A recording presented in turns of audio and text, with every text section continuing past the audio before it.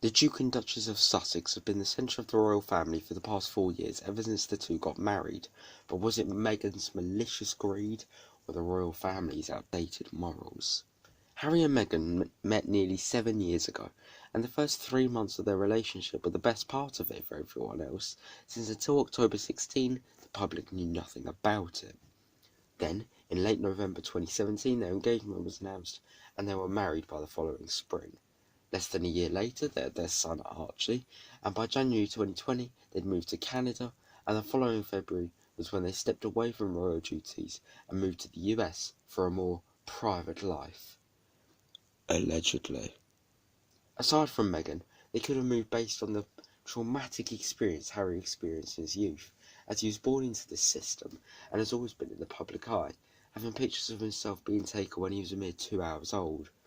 Everywhere he went he was followed, from his skiing holidays as a child to his nights out at Eton.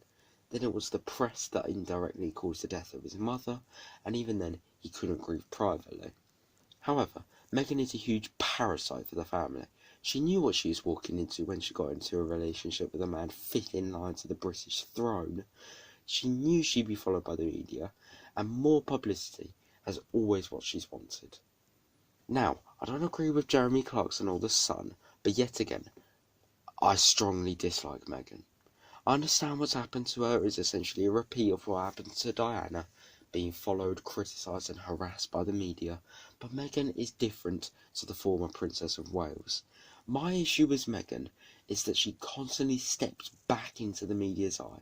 She's harassed by the media relentlessly, yet she wants more. In episode 5 of the docuseries, Meghan tells us of a time when she received threatening messages in a news tabloid. So if you're being threatened by the media, why after leaving the royal family would you step in for more criticism? It's like escaping a house fire just to run back in because it's a bit chilly outside. And so soon after leaving the family, they haven't even waited 2 years to go on Oprah, make a Netflix series, and write a nearly 600-page book. If they'd waited maybe a decade or so, and then come out with the full truth, before living that private life, then I wouldn't be making this video. Probably because I'd be in prison within 10 years. Now, over the years, there have been many instances of people who marry a royal and get harassed by the media constantly, like Diana and Sarah Ferguson, clearly showing hatred towards ginger-haired women.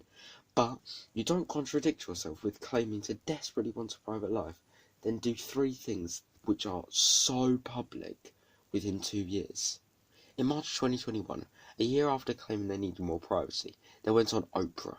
That's right, the TV show that gets 48 million weekly viewers in the US alone.